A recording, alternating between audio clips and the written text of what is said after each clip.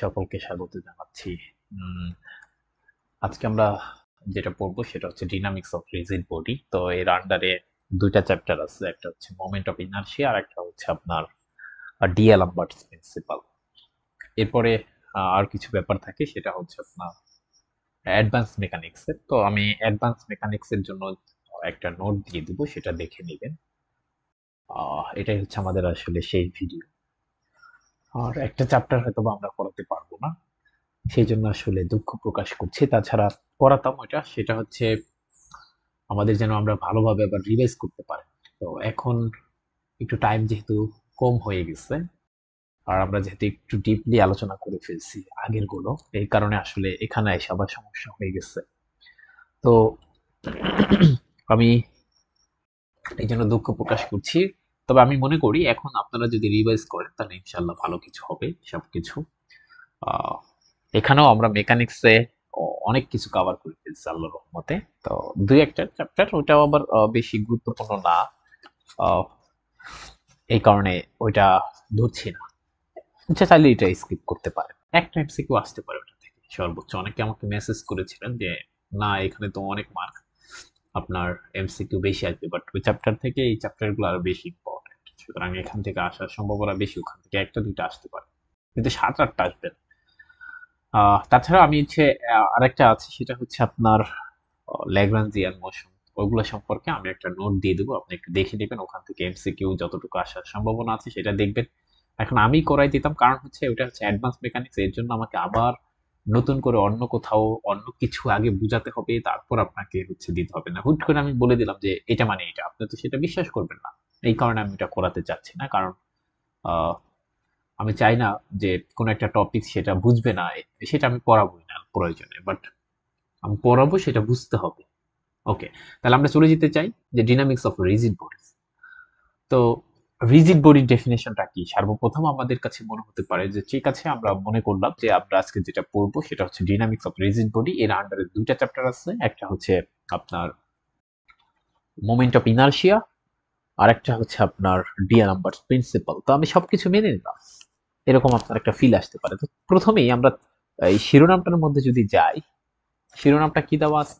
দেওয়া আছে dynamics of rigid body. তো স্বাভাবিকভাবেই প্রশ্ন আসতে পারে যে রিজিড বডি তাহলে কি। উল্টা ভাবে আমরা উল্টা দিকে যাচ্ছি, অর্থাৎ এই দিক থেকে এই দিকে যাচ্ছি। ওকে, তাহলে রিজিড বডি ব্যাপারটা কি? তো রিজিড বডি আর কিছুই না। সাপোজ পৃথিবীতে আসলে আমরা যে ডেফিনিশনটা দিব, এরকম রিজিড বডি আসলে পাওয়া যায় না, ঠিক আছে? তো তারপরেও আমি বলছি সবকিছু শুনেন। ধরেন এরকম কিছু মানুষ আছে না, স্যাঁচরা মানুষ পৃথিবীতে, যে তার উপরে যতই বল প্রয়োগ করা হোক না কেন, আহ, তার তার তার নামে দুর্নীতি দমন কমিশন যাই কিছু করুক না কেন, সে আসলে দুর্নীতি করবেই। তো আপনারা জানেন যে আমাদের দেশে দুইটা বিখ্যাত দল আছে, সেটা হচ্ছে আওয়ামী লীগ এবং বিএনপি। তারা এরকম কিছু মানুষ আছে তাদের দলে ভিড়েছে, তারা যেহেতু একটা বড় পার্টি, দুইটা বড় পার্টি, এই কারণে তাদের দলে ভিড়লে এরকম হওয়া যায়। বরং আমি বলতে চাচ্ছি তারা দুইটা পার্টি আসলে আহ, খারাপ আমি বলবো না, বরং যেহেতু বড় এই কারণে তাদের মধ্যে ঢুকে অনেক খারাপ মানুষ হয়। তো ওরকম ধরেন ওরকম একটা ব্যাপার, যে রিজিড বডি আসলে এরকম যে তার উপরে আমি যতই ফোর্স দেই না কেন, সে আসলে নিজে চেঞ্জ হয় না, এবং কি তার সাইজ এবং শেপ যা আছে সেটাও চেঞ্জ হবে না। বাট এরকম কিন্তু কোনো বস্তু পৃথিবীতে পাওয়া সম্ভব না যার উপর আমি বল দেব কিন্তু তার কিছু হবে না, এরকম পাওয়া আসলে সম্ভব না। তারপরেও আমরা আমাদের মেকানিক্সের প্রবলেমের জন্য অনেক কিছুকে আমরা রিজিড বডি হিসেবে ধরে নিই। তাহলে রিজিড বডি ব্যাপারটা এক ধরনের স্যাঁচরা ব্যাপারের মতো, যে স্যাঁচরা মানুষের মতো, তার উপরে আপনি যাই বলুন না কেন, যে ভাই এই দেশটা তো তোমার মায়ের মতো, কিন্তু তুমি দুর্নীতি করো না, কিন্তু সে শুনবে না। সে কি করবে? আপনি কিন্তু একটা বিশাল ফোর্স দিচ্ছেন, কি ফোর্স? যে তোমার মায়ের মতো, তুমি তাকে লুটে পুটে খাও কেন? তারপরও কিন্তু এই যে বিশাল ফোর্স দিলে, তারপরও কিন্তু তারা কি করে? গাড়ির মধ্যে পতাকা টানায়া দুর্নীতি করে, চেঞ্জ হয় না। ঠিক তেমনি রিজিড বডিও এক ধরনের এরকম। কিরকম? আমি ডেফিনেশনটা লিখছি, এখন আমরা বুঝতে পারবো যে রিজিড বডির ডেফিনেশনটা হচ্ছে, একটা rigid body is a solid object that does not change its shape or size। এটা শেপ এবং সাইজে এর কোনো ধরনের চেঞ্জ ঘটবে না যখন আমরা ফোর্স দিই। বুঝতে পারছেন কি ব্যাপারটা? তাহলে আমরা যেটা বললাম সেটাই কিন্তু, আমি আর যেতে চাই না। এক্সাম্পল কি, সাপোজ একটা স্টোন আছে আমাদের কাছে, সেটাকে যদি আমরা রিজিড বডি হিসেবে কনসিডার করতে পারি, কিন্তু আপনার ফিল হতে পারে এখন যে না, স্টোনকে তো আমি চাইলে ভাঙতে পারি, তাই না? এরকম একটা ফিল হতে পারে। আবার পাথরকে দেখেন, আপনি চাইলে ভাঙতে পারেন, কিন্তু কম ফোর্সে ভাঙতে পারবেন না, একদম কম ফোর্সে। তো আমরা ব্যাপারটা একটু বুঝাতে চাই যে আমি কিন্তু আগেই বলে নিয়েছি যে পৃথিবীতে এরকম কিছু পাওয়া যায় না। আমি এখানে একটা নোট দিয়েছি, আপনি এখানে আসলে বুঝতে পারবেন। নোট দিয়েছি যে no material is perfectly rigid, মানে পারফেক্টলি রিজিড হবে এরকম কোনো ম্যাটেরিয়াল নাই।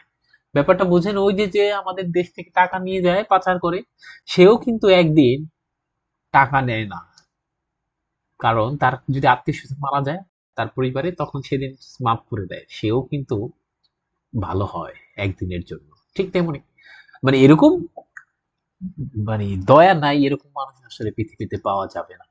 তো ঠিক তেমনি এরকম ম্যাটেরিয়াল আমরা পাবো না যেটা আসলে পারফেক্টলি রিজেড, অর্থাৎ যেটাকে আমি ফোর্স দিলে সে আসলে তার যে সাইজ এবং শেপ আছে সেটা চেঞ্জ হবে না, এরকম ম্যাটেরিয়াল আসলে বাস্তবে পাওয়া যায় না।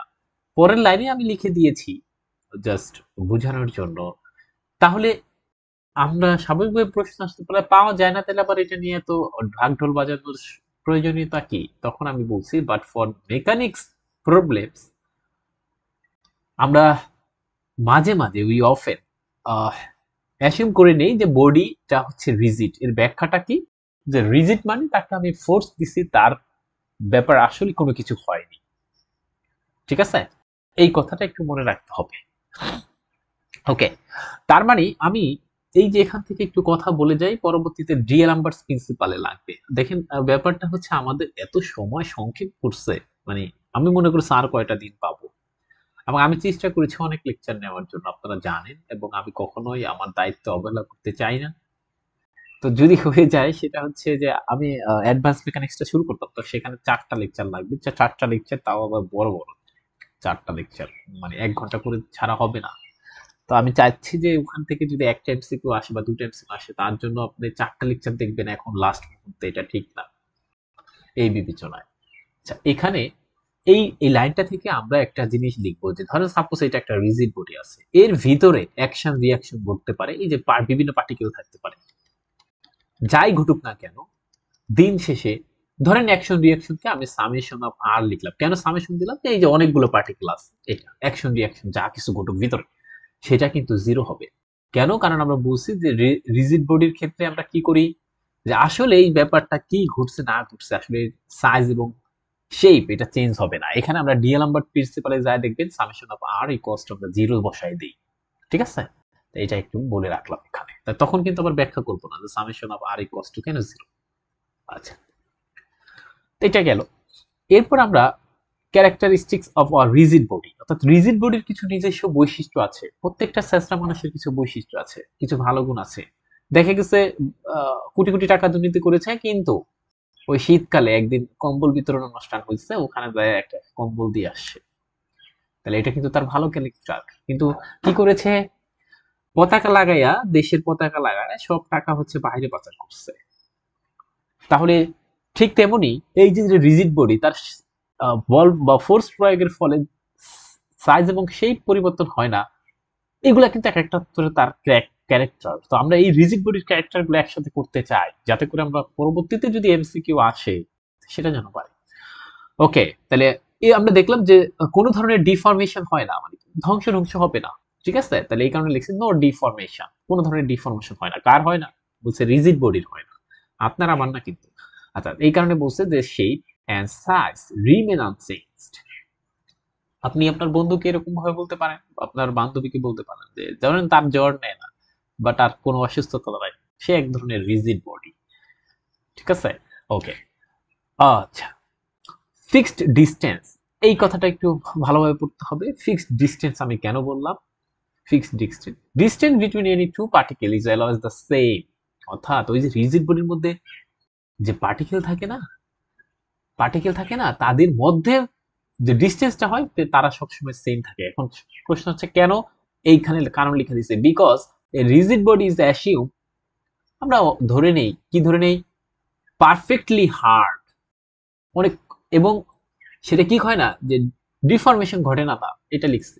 ফর দিস রিজন, এই কারণে, নো ম্যাটার, কোনো ব্যাপারই না, হোয়াট ফোর্স, মানে ওইটার উপর যে কোনো ফোর্স আপনি দেন না কেন, পার্টিকেল কান নট মুভ, সেটা পার্টিকেলটা মানে মুভ করে না, সেটা কাছেও আসে না আবার দূরেও যায় না ফ্রম ইচ আদার, একে অপর থেকে।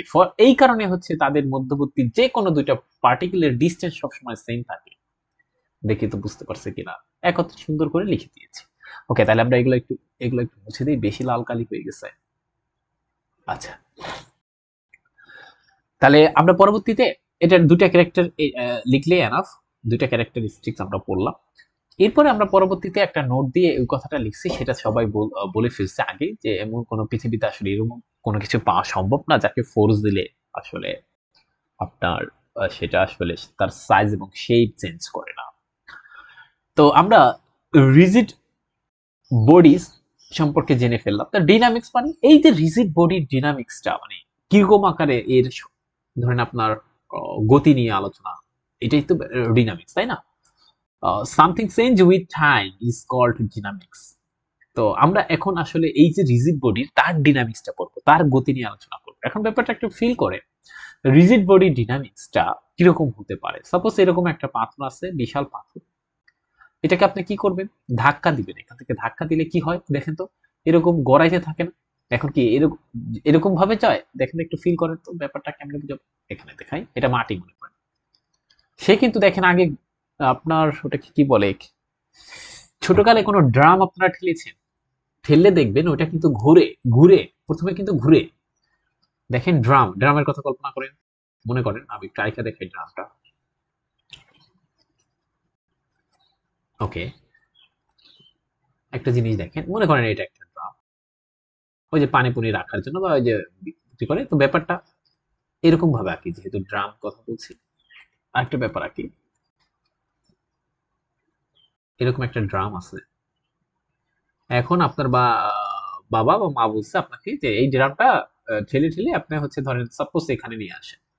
তখন আপনি কি করবেন বলেন তো, এখান থেকে আপনি চালা খুলে এখান থেকে একটু ধাক্কা দিবে, সে কি করবে বলেন তো, সে কিন্তু ঘুরবে, ঘুরবে এবং তার জায়গা পরিবর্তন করবে। ব্যাপারটা ফিল করে, ঘুরবে এবং এখান থেকে সে আস্তে আস্তে যাই থাকবে। অর্থাৎ এখানে কি ঘটে, ঘুরা মানে রোটেশন ঘটে, এবং তার জায়গা চেঞ্জ করছে, জায়গা মানে যেভাবে যাচ্ছে সামনের দিকে যাচ্ছে, তার মানে এখানে ট্রান্সলেশন হচ্ছে। ঠিক আছে, দেখেন তো বুঝতে পারছেন কিনা। তার মানে রিজিড বডি ডিনামিক্স একসাথে ট্রান্সলেশন এবং রোটেশন হতে পারে। দেখেন তো বুঝতে পারছেন কিনা। তাহলে এটা নিয়ে আমরা কাজ করে থাকি বেশিরভাগ রিজিড বডি ডিনামিক্স এর ক্ষেত্রে। রিজিড বডির জন্য যে ডিনামিক্সটা, সেটা আসলে একসাথে ট্রান্সলেশন এবং রোটেশন ঘটে থাকে, ঘটতে পারে। ঠিক আছে, ব্যাপারটা বুঝছি। ওকে, তাহলে এবার আমরা কিছু কিছু এমসিকিউ দেখতে চাই জাস্ট এটার উপরে। আপনি দেখেন এখান থেকে হাজার হাজার এমসিকিউ আসতে পারে, তার মধ্যে আমরা চেষ্টা করেছি যে আসলে যতটুকু বেসিক সেটুকু দিয়ে তারপরে আমরা এমসিকিউ গুলো একটু টাচ করার জন্য। তো দেখেন আমরা এমসিকিউ গুলো একটু লিখছি, যে এক নাম্বার যে কোশ্চেনটা আছে সেটা হচ্ছে, একটা rigid body is one in which, যাতে কি। আচ্ছা, রিজিড বডির আসলে ব্যাপারটা পরবর্তীতে বলতে চাইছে যে রিজিড বডিতে যা ঘটে থাকে সেটা আসলে কি। এখানে বলছে mass is zero, distance between any two particles always remains the same, force can not act, shape is always spherical. তো আমরা বলছিলাম যে একটা রিজিড বডির ক্ষেত্রে distance between any two point are the same, আর ব্যাপারটা দেখছেন, তাহলে এটার বি নাম্বার অপশন হবে। এরপর বলছে in reality no perfectly rigid body exist, অর্থাৎ বাস্তবতার ক্ষেত্রে কোন ধরনের পারফেক্টলি রিজিড বডি আমাদের আসলে পৃথিবীতে এক্সিস্ট করে না। তো বিকজ, কারণটা কি, কারণ এইটা কি, ওয়াল ম্যাটেরিয়ালস ডিফর্ম আন্ডার ফোর্স, অর্থাৎ প্রত্যেকটা ম্যাটেরিয়াল সে ডিফর্ম হবেই হবে ফোর্স দিয়ে। আচ্ছা, এরপরে আমরা একটু 3 নাম্বার কোশ্চেনে দেখতে চাই, কোশ্চেন 2 শেষ। যে kinetic energy of a rigid body, kinetic energy of a rigid body in general motion is. আচ্ছা, এখান থেকে এখানে একটু ফিল করার ব্যাপার আছে। লাস্টে আমি একটা উদাহরণ দিয়েছিলাম ড্রামের কথা, সেটাকে ধাক্কা দিলে সে যেমন হচ্ছে সামনের দিকে যায় সাথে সাথে ঘুরে, মনে আসছে। তো kinetic energy of a rigid body, একটা রিজিড বডির kinetic energy in general motion সেটা কিরকম হবে সেটা জানতে চাইছে। অনলি ট্রান্সলেশনাল হবে নাকি অনলি রোটেশনাল হবে নাকি সাম অফ দ্য ট্রান্সলেশনাল এবং রোটেশনাল? তো আমরা এইমাত্র দেখলাম সাম অফ দ্য ট্রান্সলেশনাল এবং রোটেশনাল হবে। কখনো কখনো আমি নোট দিয়ে একটা ব্যাপার লিখছি যে কখনো কখনো এমসিকিউতে আসলে এরকম চলে আসতে পারে যে জেনারেল মোশন, আমরা যারা একদম আমাদের ডিনামিক্স এর প্রথম ভিডিওটা দেখছেন সেখানে আমি বলছিলাম যে মোশন বিভিন্ন ধরনের হতে পারে। এক নম্বরে হচ্ছে ট্রান্সলেশনাল মোশন, রোটেশনাল মোশন, তারপর হচ্ছে রিজিড বডি মোশন হতে পারে। সেটার অপর নাম বলছিলাম যে জেনারেল মোশন। দেখেন তো মনে আছে কিনা। তো যখন জেনারেল মোশন করবে তখন সেখানে মনে করবেন যে ট্রান্সলেশনও ঘটছে, রোটেশনও ঘটছে। তো জেনারেল মোশনের একটা ফর্মুলা হচ্ছে এই যে ব্যাপারটা যে দুইটা জিনিস একসাথে ঘটবে, একটা হচ্ছে ট্রান্সলেশন আর একটা হচ্ছে আপনার রোটেশন। দেখেন তো বুঝছেন কিনা। এই যে ট্রান্সলেশন আর একটা হচ্ছে রোটেশন। তো ট্রান্সলেশন মানে কি, আসলে সে আসলে জায়গা পরিবর্তন করছে, এখান থেকে এখানে যাচ্ছে, লেফট থেকে রাইটে যাচ্ছে, তবে রাইট থেকে লেফটে যাচ্ছে। তো এখানে কি হয় আমরা জানি, ছোটকালে পড়ে আসছে কাইনেটিক এনার্জি বা গতিশক্তি মানে হচ্ছে হাফ এম ভি স্কোয়ার, তাই কিনা? তাহলে এখান থেকে ট্রান্সলেশনের জন্য আমরা পাবো হাফ এম ভি স্কোয়ার, আর রোটেশন যখন ঘটছে এটার জন্য পাবো হাফ আই ওমেগা স্কোয়ার। ছোটকালে এই সূত্রগুলো আমরা প্রতিষ্ঠা করে আসছি, তাই না? তাহলে এই ঘটনাগুলো ঘটবে। কোনো প্রশ্ন? তাহলে কাইনেটিক এনার্জি সমান আসলে এরকম একটা ব্যাপার আসতে পারে, জাস্ট আমি এটা বললাম। আর ওমেগার সাথে আমাদের জানি ঘূর্ণয়ের গতির একটা সম্পর্ক আছে, তাই কিনা? আচ্ছা, তাহলে এই ব্যাপারটা একটু রাখলাম। এরপর আমাদের আসলে এটুকু হচ্ছে রিজিড বডি সম্পর্কে একটু বেসিক আলোচনা করলাম। এখন আমরা এখানের যে চ্যাপ্টারটা মূলত ফার্স্ট চ্যাপ্টার রিজিড বডির, সেটা হচ্ছে মোমেন্ট অফ ইনার্শিয়া। তো সাধারণভাবে একটা প্রশ্ন আসে, বা যে প্রশ্নটা আমি আসলে ছুঁড়ে ফেলি সেটা হচ্ছে এই যে টপিকস গুলো আপনারা দেখেন, এই টপিকস গুলো আসলে মেকানিক্স কেউ যদি ভালো করতে চায় তাকে আসলে ইন্টারমিডিয়েটের নিউটনীয় বলবিদ্যা আছে সেইটার খুব ভালো বেসিক স্ট্রং থাকতে হবে, তাহলে সে হচ্ছে আসলে ভালো করতে পারবে। তো সেই ক্ষেত্রে আমাদের যে একটা সমস্যা হয়ে থাকে যে আমরা মোমেন্ট অফ ইনার্শিয়া স্যাররা আমাদেরকে পড়ায় আসছে, সেটা হচ্ছে আপনার বলছে যে ওকে, এরকম বলছিল যে এম আর স্কোয়ার শেষ। এরপরে আমাদেরকে যা কিছু মনে করেন কিছু একটা সাপোজ বের করতে বলছে, যেমন এরকম আমরা পড়ছিলাম ছোটকালে কিছু একটা মোমেন্ট অফ ইনার্শিয়া বের করতে বলছে, স্যার বলে দিচ্ছে আচ্ছা ঠিক আছে এটা এত কিছু পড়ার দরকার নাই, এটাকে তুমি মুখস্থ করে নিবা কি যে হাফ, সাপোজ এরকম ছিল এম এল স্কোয়ার, ওকে এটাই মুখস্থ করে নিলে হয়ে গেল কোন একটা জিনিসের ক্ষেত্রে মনে করেন।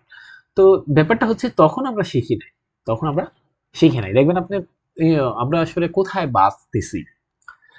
যে 9-10 আমরা কি করি, বা 8 এর দিকে আমরা কি করি, বা 9-10 এর দিকে, বা 8 এ বলি আগে, 8 এর দিকে আমি কি বাদ দেই, দেখবেন সবাই যারা গণিত পড়ে, আমরা যেহেতু এখন বড় হয়েছে আমরা জানি যে আমরা 8 এর দিকে বাদ দিয়ে আসি। 8 এর দিকে আমরা যেটা বাদ দেই সেটা হচ্ছে আপনার ওখানে একটা চ্যাপ্টার আছে শেষের দিকে যে আসলে ফাংশন নিয়ে গণিত উচ্চ, আচ্ছা 8 না, সরি সরি, 9-10 ধরেন 9-10। তো 9-10 একটা ফাংশন অধ্যায় আছে, নবম অধ্যায়, সূচকীয় ও লগারিদমিক ফাংশন। কি করে এটা সবাইকে বলে দেয় যে এটা বাদ, আপনার এ প্লাস পাওয়ার জন্য এটা দরকার হয় না। এরপরে কি করে, উচ্চতর গণিতে যাইয়া ভেক্টর অধ্যায় আছে 12 অধ্যায়, সেখানে ভেক্টর অধ্যায় আছে, বলছে এটাও বাদ, এটা দরকার নাই, বা এত কিছু না, এ প্লাস পাওয়ার জন্য এটা কোনো সমস্যা না। এটা কি? তো তার জীবন থেকে আসলে এবার আপনি আমি হচ্ছে ম্যাথমেটিশিয়ান, আমরা কিন্তু বুঝতে পারছি যে সূচকীয় ও লগারিদমিক ফাংশন এই যে নবম অধ্যায়টা যে বাদ দিয়ে দিল স্যাররা বা আমাদের যারা অভিভাবকরা বাদ দিয়ে দিল, কিন্তু আমি এ প্লাস পাইছি, বুঝেন কিন্তু। এখন আপনি বলেন আপনি যতটুকু জানেন বা আমি যতটুকু জানি ব্যাপারটা এই যে এটা তো সবচেয়ে গুরুত্বপূর্ণ অধ্যায়, এখানে ফাংশন অধ্যায় তো গুরুত্বপূর্ণ বেশি। 12তম 12 অধ্যায় থেকে আমাদের ভেক্টর বাদ দিয়ে দিয়েছে, বলছে এটা দরকার নাই, এ প্লাস পাওয়ার জন্য এটা দরকার নাই।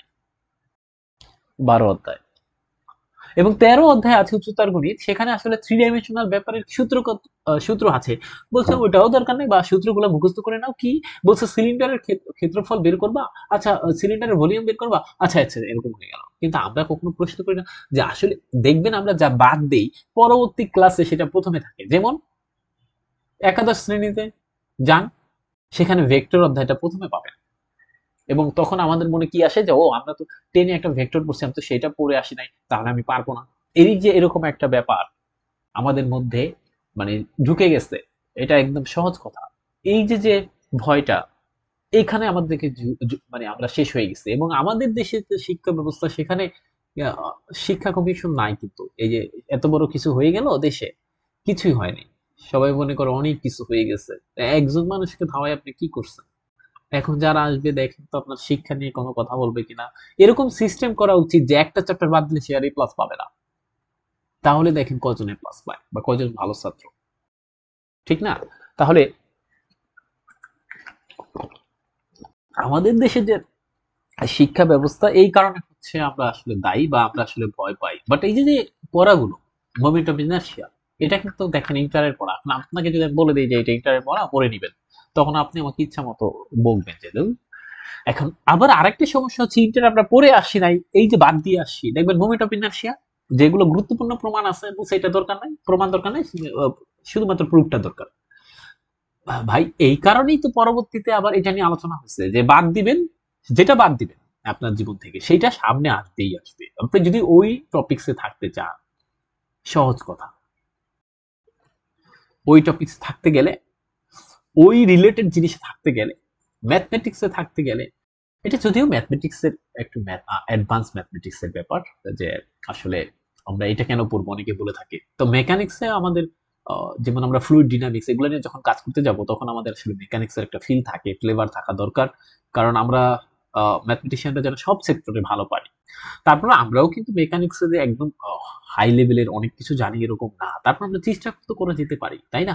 তা আমরা একটু পড়াশোনার মধ্যে ঢুকতে চাই।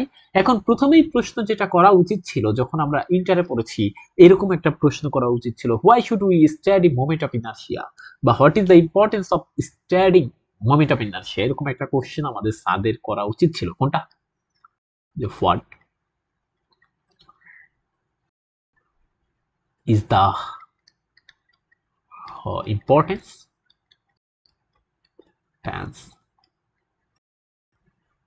অফ স্টাডিং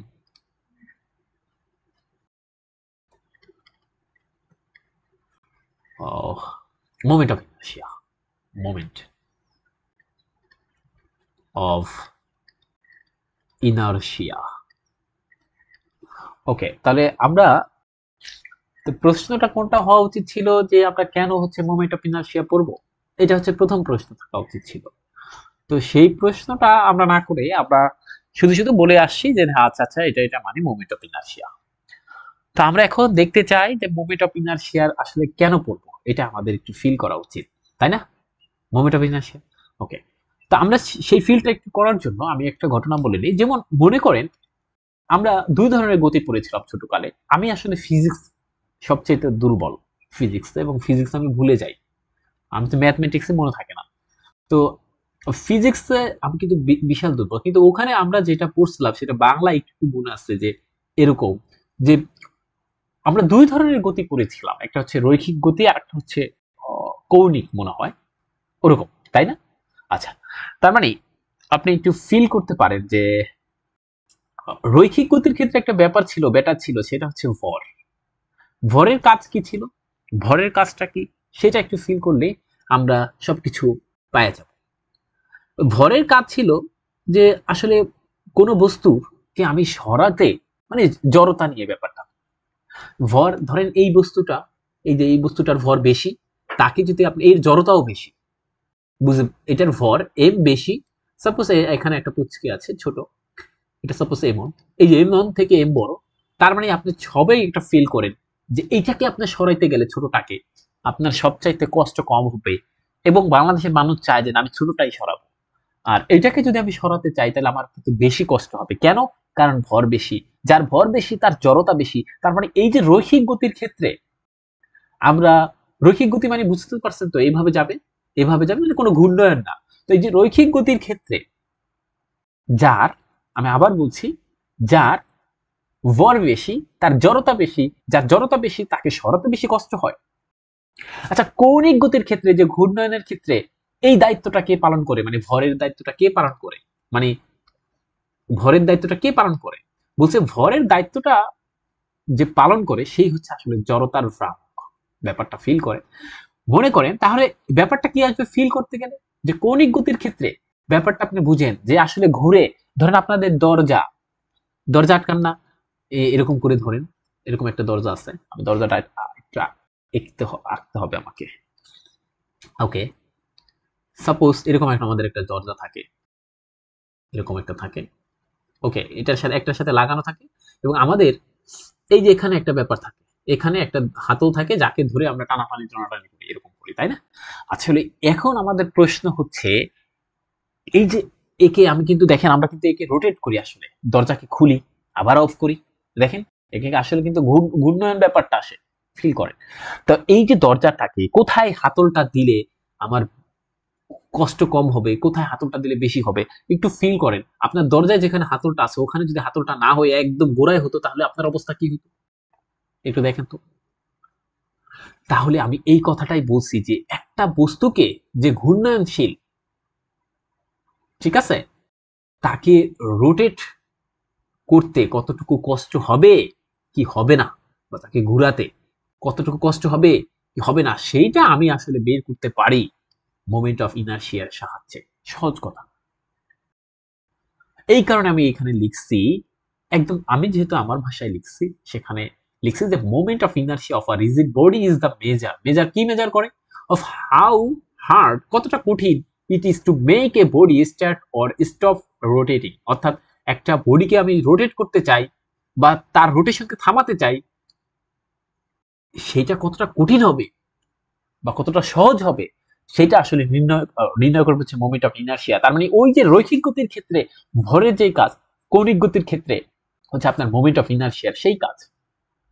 এখন আপনি স্বাভাবিকভাবে বুঝে রাখেন, একটু এই কারণে আমি আবার এখানে একটু দেখেন, এখানে আবার একটু লিখে রাখছি যে মাস মেজার করে কি রেজিস্ট্যান্স, মানে আপনি তো বুঝেন রেজিস্ট্যান্স মানে কি, তো লিনিয়ার মোশন, অর্থাৎ লিনিয়ার মোশন যখন ওই যে রৈখিক গতির ক্ষেত্রে আমরা হচ্ছে আসলে মাস দ্বারা ওই জড়তা ব্যাপারটা বেশি আমরা বলতে পারি, কার জড়তা বেশি তার মানে তাকে আমাদের হচ্ছে এক স্থান থেকে আরেক স্থানে সরাতে একটু কষ্ট হবে। মুভমেন্ট অফ ইনার্শিয়া সেটা হচ্ছে আসলে রোটেশনাল মোশনের ক্ষেত্রে আপনার দেখবো যে মোমেন্ট অফ ইনার্শিয়া আসলে যে বস্তুটা ঘূর্ণনশীল তাকে আমাকে হচ্ছে এই যে ঘূর্ণয়নটা থামাতে অথবা ঘূর্ণয়নটা করাতে আমার কতটুকু কষ্ট হবে বা কি হবে না সেটা আমরা মোমেন্ট অফ ইনার্শিয়া দ্বারা নির্ণয় করতে পারবো। আমি একটা ব্যাপার ফিল করাতে চাই, সেখানে দেখেন আমরা ছোটকালে সবাই পড়েছিলাম, ছোটকালে আমাদেরকে একটা বিভিন্ন ভয় দেখানো হইতো। কি ভয়? ওকে, ভয়টা আগে একটু দেখাই।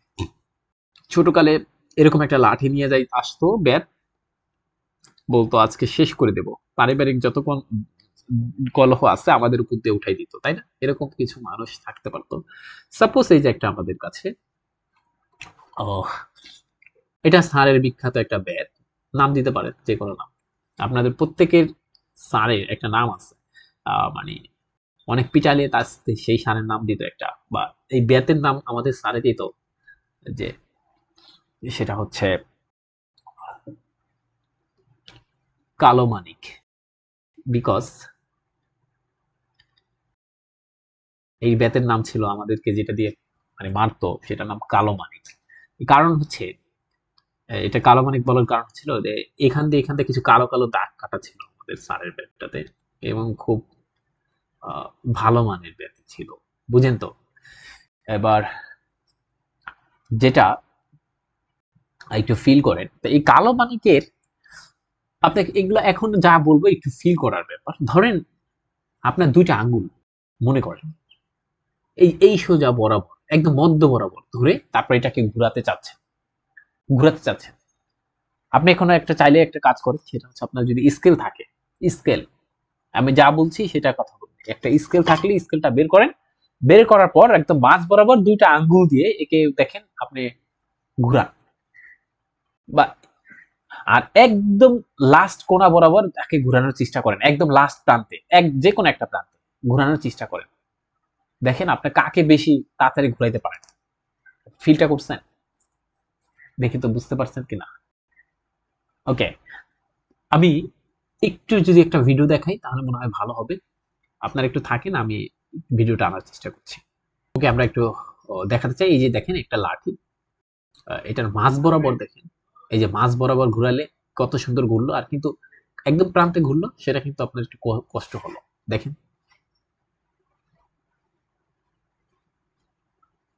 ফিল করেন।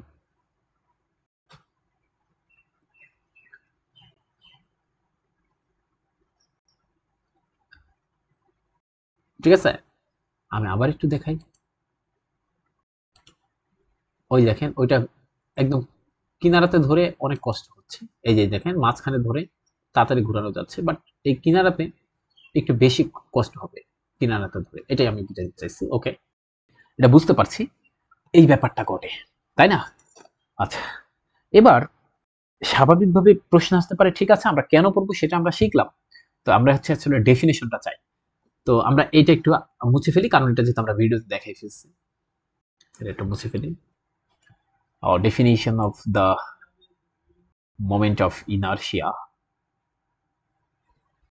ওকে, definition of moment of inertia. Moment of inertia. The moment of inertia এর ডেফিনিশনটা কি? তো এর যে ডেফিনিশন সেটা হচ্ছে আপনার একদম সহজ। আমাদের ছোটকালে পড়েছিলাম যে, দেখি আমাদের এরকম মনে আছে কিনা, যে কোনো উন্নয়নশীল বস্তুর ভর এবং ঘূর্ণায়ক্ষের ব্যাসার্ধের বর্গের গুণফলকে জড়তার ভ্রামক বলে। আমি সেটাই এখন লিখে দিই, আমি আরেকটা ডেফিনিশন লিখতাম, বাট এটাই লিখি যেহেতু ছোটকালে আমরা এটা পড়ছিলাম। কি? The product of the mass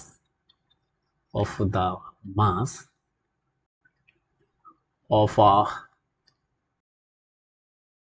a rotate করার বডি and the square, আমি বাংলা বলে দেব, কোনো সমস্যা নেই, আমি এখন ইংরেজি লিখছি, of the distance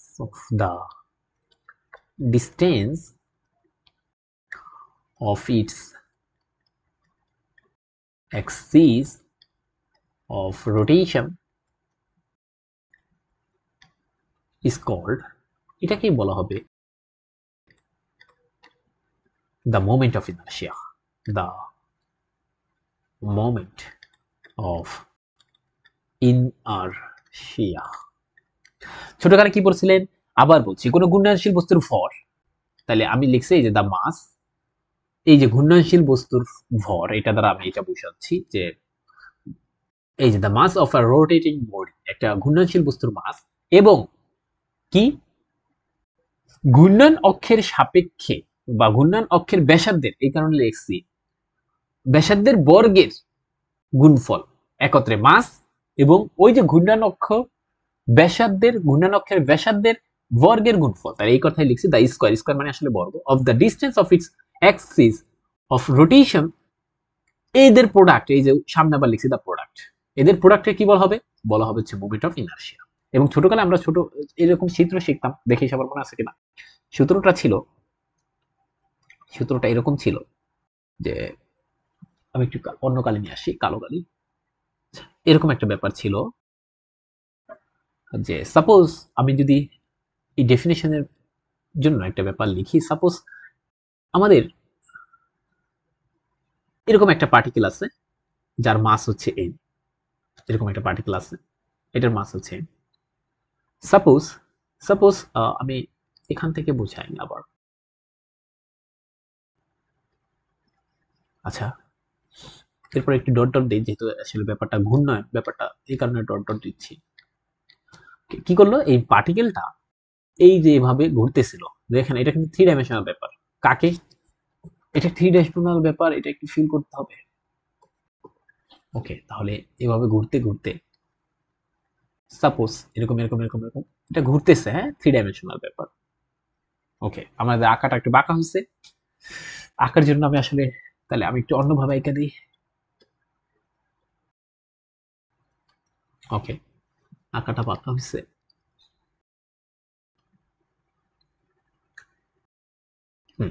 এবার হচ্ছে, সুন্দর হয়েছে।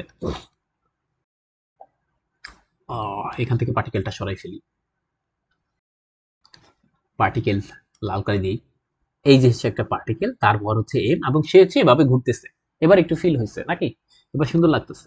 তাহলে এইটার ক্ষেত্রে বলছে ব্যাপারটা কি আসলে, যদি ফিল করতে চান, বলছে এই জড়তার ভ্রামক আর কিছুই না, এই যে এখান থেকে এটার ডিস্টেন্স যদি r হয়, r, তখন বলছে জড়তার ভ্রামক, আই দ্বারা আমরা আসলে প্রকাশ করি, মোমেন্ট অফ ইনারশিয়া থেকে আই, এম আর স্কোয়ার হবে।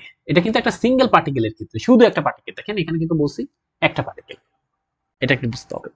তখন এটা বলছে। একবার একটু ফিল করেন যে জড়তার ভ্রামক একটা স্কেলার রাশি, এটা একটু আগে জানতে হবে। কেন স্কেলার রাশি? এম তো মাস, আর এই আরটা আসে কিভাবে? আরটা আসছে ধরেন এরকম যে আর আর ধরেন ভেক্টর ছিল, তাদেরকে ডট গুণন করলে তখন আসতো আর আর কস জিরো, নিজেদের মধ্যে নিজে, তাহলে এখান থেকে পাই আর স্কোয়ার। তার মানে দেখেন এটা যেহেতু ডট গুণন এরকম, এই কারণে হচ্ছে এটা একটা স্কেলার রাশি। এটা কেন? এটাই মনে রাখতে হবে যে এটা একটা স্কেলার রাশি। পরবর্তীতে একটা কাজে লাগাবো, যে এটা একটা স্কেলার রাশি হিসেবে এটা কাজে লাগাবো। আচ্ছা, এটা গেল। এখন একটু ফিল করতে চাই এই সূত্রের মধ্যে। কেমনে ফিল করতে চাই? আচ্ছা, এই যে এমন হলো কেন সূত্রটা, সেটা ফিল করতে চাই যে এম আর স্কোয়ার হলো কেন, এরকম হলো কেন। বলছে দেখেন, আপনি বলেন কোন বস্তু তার যদি ভর বেড়ে যায় তখন তাকে আপনি ঘুরাইতে কষ্ট হবে না? দেখেন, কোন বস্তুর যদি ভর বেড়ে যায় তাকে ঘুরাইতে কষ্ট হবে, এক। এটা ঠিক আছে, এটা মাইনে নিলাম যে জড়তার মতোই একদম প্রায় ভর বেশি হয়ে গেছে, কিন্তু আর স্কোয়ার কেন? বলছে এই যে কিছুক্ষণ আগে একটা ভিডিওতে দেখলাম লাঠির কথা, লাঠিটা বলছে যে লাঠি যদি আপনি এই প্রান্তে ধরে ঘোরানোর চেষ্টা করেন তখন কিন্তু দেখেন, আর পার্টিকেলটা যদি মনে করেন এখানে হয়, সাপোজ মনে করেন, বা পার্টিকেল না, এবার পুরো লাঠিটার কথাই বলি, তখন হচ্ছে আপনাকে ব্যাপার কি হবে জানেন? যে আপনাকে এই যে এখানে ধরে ঘুরাইতে কষ্ট হয়, কিন্তু যদি মাঝামাঝি তো হইতো তখন ঘুরাইতে আপনার একটু কম কষ্ট হইতো। এই যে এই কারণে ব্যাপার দেখেন ডিস্টেন্সের উপর একটা নির্ভর করে, সেই নির্ভরটা কিরকম বলছে আর স্কোয়ার হবে, ঠিক আছে এরকম ব্যাপারটা দেখেন, তাহলে ডিস্টেন্সের উপরও একটা নির্ভর করে। সেই ফিল থেকে এখানে এমও থাকবে, আর এরও একটা সম্পর্ক থাকবে। আর মানে কি? ডিস্টেন্স। অনেক সময় আরো ভালোভাবে বোঝানোর জন্য আমি সেটা বলি যে আপনি সূত্রটা মুখস্থ করা উচিত এভাবে যে এম এক্স স্কোয়ার, এখানে এক্স দ্বারা আসলে এই অংশটা বোঝাবো তাহলে, ঠিক আছে? ওকে, আচ্ছা, এই কথাটা একটু মনে রাখতে হবে। এরপর আমরা কিছু কিছু কেস শিখবো, তারপর আমরা কয়েকটা ব্যাপার দেখবো, তারপরে আমাদের একটু শেষ করার চেষ্টা করব। এক number case, case one. Case one, case one কি? যদি এরকম একটা, এটাকেই কপি করে নিয়ে যাই, এরকম একটা বিন্দু ভর থাকে, শুধু এক নাম্বার বিন্দু ভর, এটাকেই তো কপি করি। ওকে, বলছে যদি এরকম কেস নাম্বার এক, যদি এরকম একটা শুধুমাত্র একটা বিন্দু ভর থাকে, তখন তার সূত্র তো আমরা যেটা বললাম সেটাই, এটা হচ্ছে, এটার সূত্র হচ্ছে আই সমান এম, আচ্ছা এক্স দিয়ে লিখি আপাতত, হ্যাঁ, এক্স স্কোয়ার। আচ্ছা, আর আর দিয়ে লিখলে সে আর দিয়ে লিখবে। কেন আমি আর দিলাম না এটা বলতে পারেন অনেক সময়, যে আমরা তো আসলে ব্যাসার্ধকে সবসময় আর দিয়েই প্রকাশ করি, এক্স দিচ্ছেন কেন? কারণ অনেক সময় আপনাকে বলবে যেমন সিলিন্ডারের জড়তার ভ্রামক কত, তখন আমরা সিলিন্ডারের ব্যাসার্ধকে আর ধরে নিই, ঠিক আছে? তখন এই কারণে আমরা, আমি জাস্ট এক্স দিলে বেশি ভালো হয়, কারণ অন্য একটা জায়গায় আবার আর চলে আসতে পারে, এই কারণে সেটা থেকে মুক্ত হওয়ার জন্য। কেস টু, সাপোজ আপনার কাছে এরকমও থাকতে পারে, বিন্দু ভর না থাকে আপনার কাছে এরকম থাকতে পারে। দেখেন বলে দেই, মনে করেন সিস্টেম, বিন্দু ভর না থাকে একটা সিস্টেম থাকে, তো এখানে একটু লিখে দিলে ভালো হতো। কেস ওয়ান, কেস ওয়ান হচ্ছে, কেস ওয়ান এর নাম হচ্ছে, আমি লিখে দিই moment of inertia for a particle mass. আচ্ছা, moment of inertia for a particle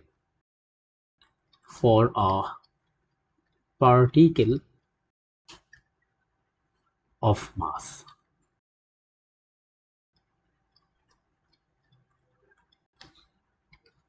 এটা, আচ্ছা, আরেকটা ব্যাপার কি হতে পারে, এটা এখন যেটা কেসটা শিখবো সেটা হচ্ছে moment of inertia for for a system, এবার for a system of mass,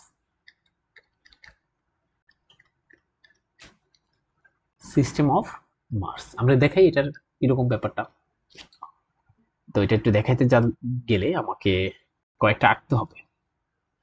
আমরা একটা কাজ করি, প্রথমে যার সাপেক্ষে ঘুরবে এই যে এই ব্যাপারটা একটা নিয়ে নিলাম। এরপর মনে করেন আমার কাছে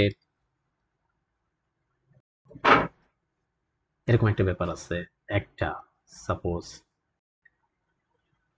এরকমও থাকতে পারে, দুইটা, তিনটা, সাপোজ এরকম ঘুরতেছে, ছোট বড় হতে পারে, যা ইচ্ছা তার, সমস্যা নেই।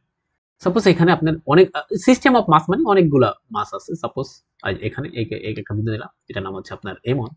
সাপোজ এখন এইটা যে ডিস্টেন্স আপনার, এই যেখান থেকে এটার যে ডিস্টেন্স সেটার নাম দেন x1।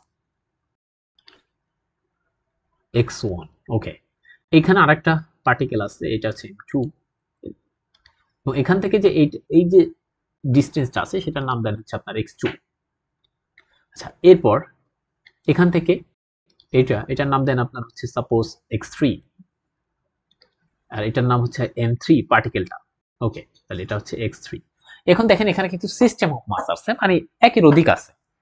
তাহলে এই ক্ষেত্রে কি হবে জড়তার ভ্রামক? আমরা এই যে একটা কনসেপ্ট ছিল না যে জড়তার ভ্রামক এক ধরনের স্কেলার রাশি, তো স্কেলার রাশি হলে আমরা জানি যে স্বাভাবিক নিয়মে যোগ হয়ে যাবে, তাই না? তাহলে এই ক্ষেত্রে জড়তার ভ্রামক যেটা হবে I, সেটা হবে হচ্ছে M1 x1 square M2 x2 square, স্বাভাবিক যোগ হবে, সহজ কথা। কেন? কারণ এটা একটা স্কেলার রাশি।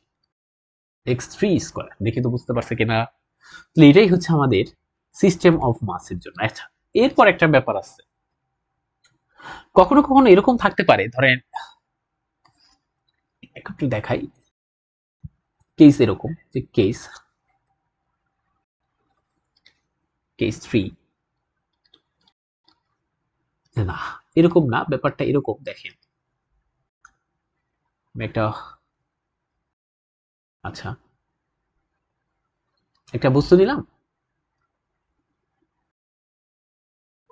সাপোজ এরকম, দেখতে কিরকম হলো, যাই হোক এরকম হোক, আচ্ছা এরকম, আচ্ছা এখান থেকে ডট ডট দিয়ে দিই, তাহলে ব্যাপারটা ফিল করবেন যেহেতু ঘুরতেছে এর সাপেক্ষে, এরকম এরকম এরকম। আচ্ছা, এখানে আবার একটা দাগ দিয়ে দিই, আচ্ছা এরকম, আচ্ছা এরকম গেল। আচ্ছা আমারটা একটু বাঁকা হয়েছে, সোজা হবে। এখন মনে করেন এখানে এখানে কিন্তু একটা বস্তুর মধ্যে অসংখ্য পার্টিকেল আছে। সাপোজ এখানে একটা পার্টিকেল হচ্ছে M1, তার ডিসটেন্স হচ্ছে R1, এখান থেকে দুই ডিসটেন্স হচ্ছে R1। এখানে একটা পার্টিকেল আছে, এটার নাম হচ্ছে M2, তার ডিসটেন্স হচ্ছে R2। দেখেন ডিসটেন্স কিন্তু সেম না।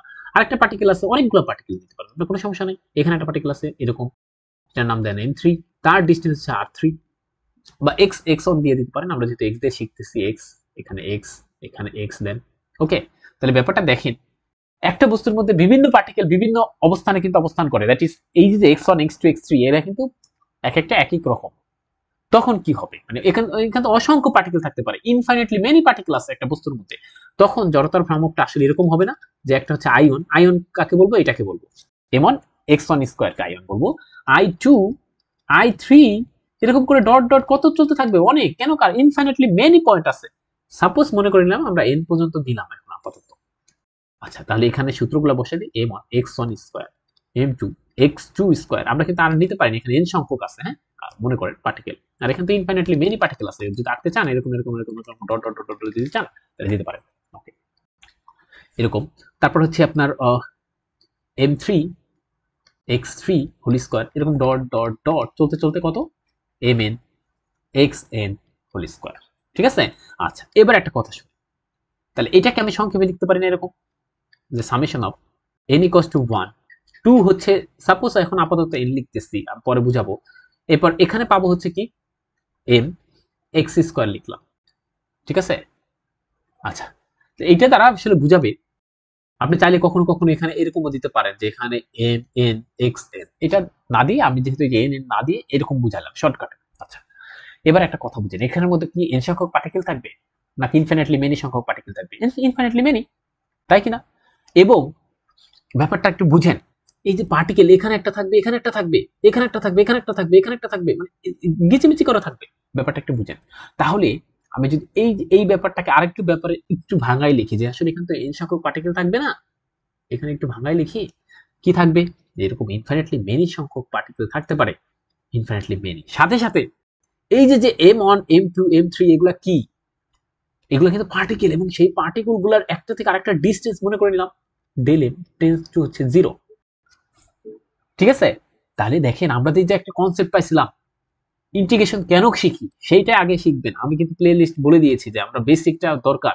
সাপোজ এই যে একটা পার্টিকেল, এই যে একটা পার্টিকেল, এই যে একটা পার্টিকেল, এই যে একটা পার্টিকেল, এই যে একটা পার্টিকেল, এই যে একটা পার্টিকেল, এরকম পার্টিকেল যদি নেই, এরপর যদি তাদেরকে সাম করি তাহলে এটা কি হয়ে যায়, ইনফাইনাইটলি মেনে নিলে। আমাদের ওই ভিডিওতে দেখবেন ইন্টিগ্রেশনের বেসিক লেকচার, যেখানে 3টা ভিডিও আছে না 5টা যেন, সেখানে প্রথম 2টা দ্বারা আমরা এইটার কনসেপ্ট বুঝাইছি। এটাকে আমরা লিখতে পারি ইন্টিগ্রেশন x² dn, ঠিক আছে? অর্থাৎ ক্ষুদ্র সংখ্যক m নিয়ে তারপর তাদের সাথে যদি আমরা x² দেই, তখন ইন্টিগ্রেশন করলে আমরা হচ্ছে এই টোটাল বডির টোটাল বডিটা পেয়ে যাব। দেখে তো বুঝতে পারছেন কিনা জড়তার ভ্রামক। তাহলে এইটা হচ্ছে আমাদের কনসেপ্ট। যদি কখনো একই বস্তু, কখন ইন্টিগ্রেশন করব, একই বস্তুর মধ্যে, এই যে একই বস্তুর মধ্যে পার্টিকেল গুলার ডিসটেন্স দেখেন, পার্টিকেল গুলার ডিসটেন্স যদি ভিন্ন ভিন্ন রকম হয়, তখন হচ্ছে আমরা কি করব, ইন্টিগ্রেশন করব। শর্টকাট টেকনিক কি বলছি, একই বস্তুর মধ্যে পার্টিকেল গুলার ডিসটেন্স যদি ভিন্ন ভিন্ন হয় তখন। এবার বলতে পারেন এখানে কি করছে, আরে ভাই এই কেস 1 এর ক্ষেত্রে কিন্তু এরকম ছিল না, জাস্ট একটা পার্টিকেল নিছিলাম, এই যে m1 নামক একটা পার্টিকেল, m2 নামক একটা পার্টিকেল। তাহলে এই যে এই বৃত্তগুলা কি এই বরাবর m1 হচ্ছে ঘুরতেছে, m2 হচ্ছে এই বরাবর, এই যে এই বৃত্ত বরাবর ঘুরতেছে, বৃত্তের মতো মনে করেন। আর এই যে m3 হচ্ছে এই বরাবর ঘুরতেছে। তার মানে এখানে পার্টিকেল কিন্তু একটাই, কিন্তু পার্টিকেল যদি অনেকগুলো থাকতো একটা বস্তুর মধ্যে, এটা কিন্তু বস্তু হিসেবে নেই নাই, জাস্ট পার্টিকেল। এই যে ফর আ পার্টিকেল, এই যে ফর এ বলছি একটা সিস্টেম অফ মাস, দেখে বুঝতে হবে, ঠিক আছে? আচ্ছা, তাহলে আমাদের আসলে প্রবলেমগুলো আসছে কেস 3 থেকেই মূলত। আচ্ছা, আমি একটা এখন একটু করাতে চাই, যে কিছুক্ষণ আগে বললাম, সেটা করানোর পর আমি টেকনিক বলে দিব, যে আমাদের সব প্রমাণ করতে হবে না।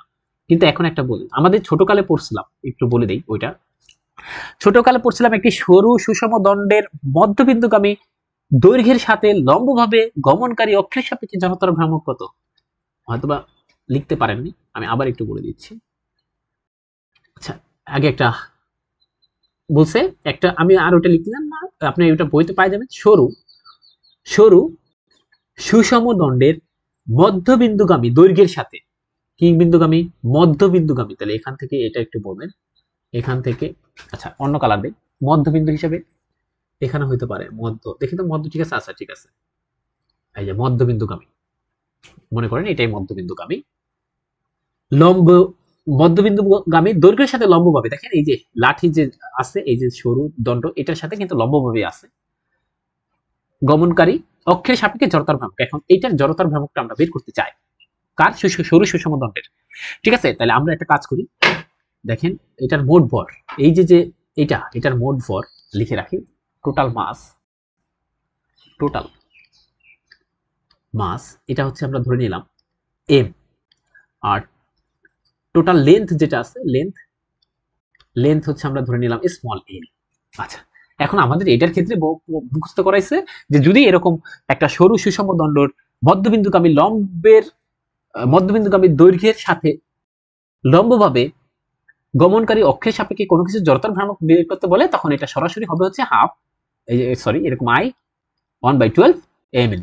এটা মুখস্থ করে ফেলবেন। যেখানে এমটা কি, এমটা হচ্ছে ওই যে সরু সুষম দণ্ড আছে তারপর, আর এলটা কি, এলটা হচ্ছে ওই সরু সুষম দণ্ডের লেন্থ। যেটা কিভাবে আসছে সেটা যদি জানতাম তাহলে আমরা শিখতে পারতাম। তা আমরা এটার জন্য কি করতে চাই, আচ্ছা এটার জন্য যেই কাজটা করতে চাই, ব্যাপারটা দেখেন, আমি যদি এই যে এটা, এখানে একটা পার্টিকেল ধরি, এই যে সরু সুষম দণ্ড, এখানে একটা পার্টিকেল আছে, এটার নাম ধরে নেব, এখান থেকে এটার ডিসটেন্স হচ্ছে x1, এখানে একটা পার্টিকেল আছে সেটার নাম হচ্ছে m2, এখান থেকে এটার ডিসটেন্স হচ্ছে x2, এখানে একটা পার্টিকেল আছে এটার নাম ধরেন m3, এখান থেকে এটার ডিসটেন্স হচ্ছে x3।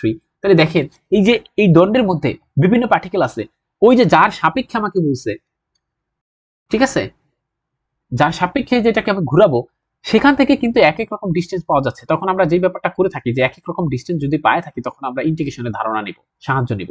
তো ইন্টিগ্রেশনের ধারণা নিতে গেলে আমাদের সূত্র কি, কিছুক্ষণ আগে পড়ে আসছে না, সেই সূত্রটা আমাকে এখন এখানে ব্যবহার করতে হবে। দেখি তো বুঝতে পারছেন কিনা। ওকে, তাহলে সেই সূত্রটা হচ্ছে এরকম, আমি একটা পার্টিকেল ধরেন, এখান থেকে সূত্রটা হচ্ছে এরকম, যে আমি এই যে এখান থেকে ক্ষুদ্র একটু একটু কনসিডার করলাম, এখান থেকে এই যে ক্ষুদ্র একটু কনসিডার করলাম, দেখি তো বুঝতে পারছেন কিনা, ক্ষুদ্র একটু কনসিডার করলাম এবং এখানে একটু বলে দিলাম যে এইটা কত, এখান থেকে এখানে একটা দিলাম, এখান থেকে এটা একটা দিলাম, এবং এটা হচ্ছে dx। ওই যে আমি এগুলো আগে করাইছি অনেক কিছুতে, dx, এবং এই ক্ষুদ্র অংশের এটার ভর, এটার নাম দিলাম হচ্ছে dm। ক্ষুদ্র যেহেতু ডিএম দিচ্ছি। ওকে, তাহলে আমরা যেটা পেলাম দেখেন, এবার কিন্তু এই ক্ষুদ্র অংশতে ধরার ফলে কি সুবিধা হয়েছে আমাদের, এখান থেকে এই ডিস্টেন্সটা কিন্তু আপনার এখানে এটার মধ্যে একদম ক্ষুদ্র ধরছেন, পার্টিকেল গুলার ডিস্টেন্সটা একদম, এটা হচ্ছে মনে মনে ধরে নেন এক্স, বুঝতে পারছেন এখান থেকে এটা ডিস্টেন্স। আচ্ছা, তাহলে ব্যাপারটা কি, আমরা আমাদেরকে দিয়েছিল একটা বিশাল কিছু, কিন্তু আমরা সেটাকে একটু সংক্ষেপ করে নিছি। কি সংক্ষেপ করে নিছি, সেটা হচ্ছে এখন আমরা এখানে আইটা দেখাই যে সংক্ষেপ করে এরকম করে ফেলছি, ওই ক্ষুদ্র অংশটাকে উঠাই নিয়ে আসলাম। ক্ষুদ্র অংশটা হচ্ছে এই যে, ক্ষুদ্র অংশটাকে একটু উঠাই নিয়ে আসি, ওই লাল ক্ষুদ্র অংশটাকে এই যে নিয়ে আসলাম, এটা হচ্ছে আমাদের সেই ডিএম। এখন আমি কি করব, সেটা একে হচ্ছে ঘুরাবো চারপাশে, অন্য একটা কালি নেই। ওকে, ডিএম, এবার এটা একটা সেটার সাপেক্ষে এখান থেকে এটার ডিস্টেন্স হচ্ছে এক্স ধরলাম, এটা হচ্ছে আমাদের সেই ডিএম। এখন আমাদের সূত্র হচ্ছে আই ইকুয়ালস টু ডিএম ক্ষুদ্র অংশের পর, কারণ আমরা জানি এখন এটা কি হয়ে গেছে, একটা এই কেজ অন হয়ে গেছে না, কেজ অন হয়ে গেছে না, এটার মতো হয়ে গেছে। তাহলে এটার সূত্র হচ্ছে ডিএম মানে ওই ক্ষুদ্র অংশের ভর, ভর তো ধরছে ডিএম এক্স স্কয়ার, তাই না? এখন এটাকে হচ্ছে আমাকে ইন্টিগ্রেশন করতে হবে, তাহলে আমরা পেয়ে যাব। তাহলে ইন্টিগ্রেশনটা করি, ইন্টিগ্রেশন করেন, ইন্টিগ্রেশন যদি করেন তাহলে হয়ে যাবে। তাহলে এখান থেকে আমরা লিখতে পারি আই এর ইন্টিগ্রেশন করে দেন এক্স স্কয়ার ডিএম, ঠিক আছে? এখন কথা হচ্ছে আমরা ডিএম এর সাপেক্ষে কি এক্স স্কয়ার কে ইন্টিগ্রেশন করব, আর লিমিট গুলা কি দিব, এটা হচ্ছে একটা ব্যাপার থাকে। লিমিটটা দেখেন, এই যে এখানে যেহেতু এই টোটাল লেন্থ এইটা থেকে এটার লেন্থ হচ্ছে এল ছিল, তাহলে এখান থেকে আমরা বলতে পারি না এটা হচ্ছে মাইনাস এল বাই টু, আর এটা হচ্ছে এল বাই টু। কেন? কারণ এটা হচ্ছে মধ্যবিন্দু দিয়ে গেছে, এটা হচ্ছে জিরো ছিল।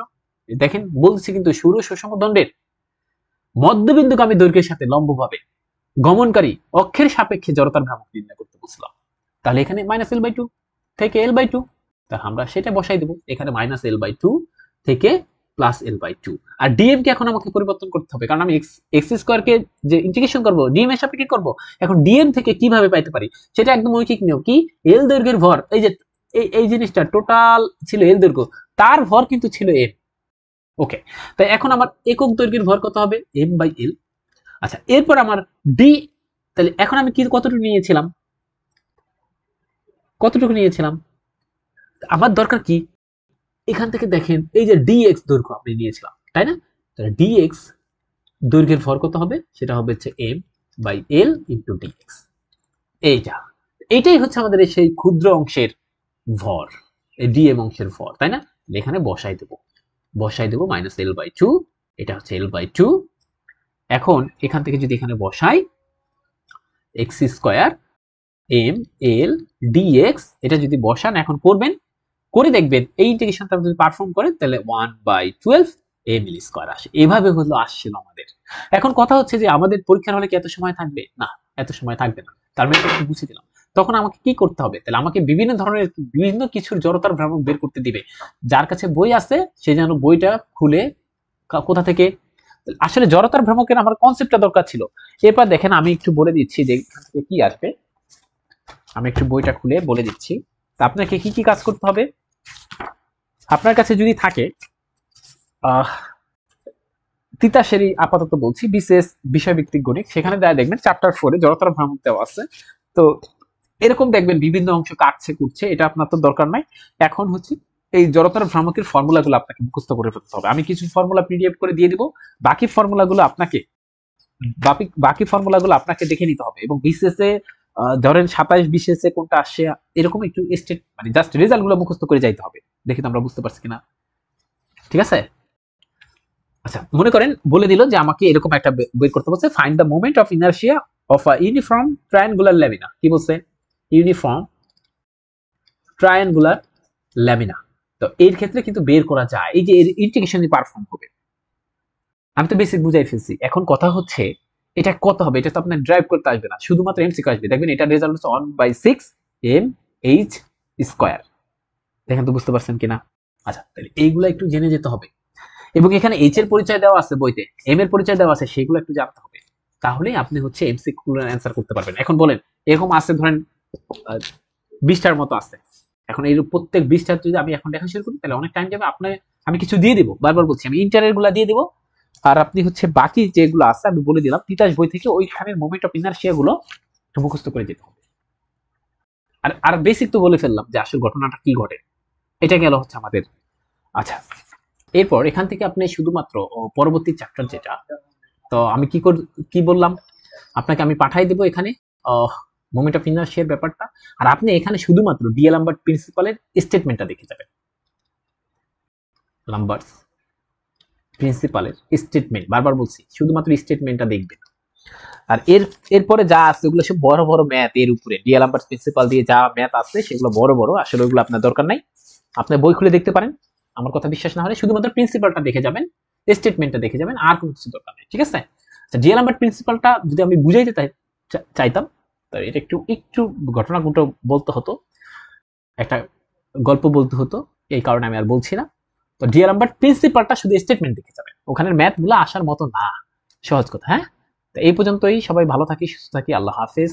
আবার দেখা হবে অন্য কোনো কিছুতে, এবং আমি মেকানিক্সের সব ভিডিও একদম রিটেনটার জন্য পরবর্তীতে করব ডিটেলস, একদম ডিটেলস, যাতে কোনো ধরনের কোশ্চেন না থাকে। এবার পরে আমি আসলে শান্তি পাইনি, তো এটা যেহেতু আমার লাস্ট ভিডিও, এরপর আমাকে হয়তোবা আর ভিডিওতে দেখা যাবে না, তো ভুল ত্রুটি ক্ষমা চাই, অনেক সময় হয়তোবা অনেক রকম কথা বলে কাউকে কষ্ট দিয়েছি, আহ, সেটার জন্য মনে কিছু রাখবেন না, এবং আমার আব্বুর জন্য দোয়া চাই, আপনাদের জন্য অনেক অনেক দোয়া রইল, আপনারা অনেক ভালো করুন, এবং আমি পরবর্তী জীবনে মেকানিক্স নিয়ে অনেক কাজ করব, তো সেখানে আপনাদের পরিচিত জন যারা আছে তাদেরকে আমাদের চ্যানেল সম্পর্কে একটু বললে আমাদের জন্য ভালো হবে। তো আল্লাহ হাফিজ, দোয়া চাই, সবার জন্য শুভকামনা।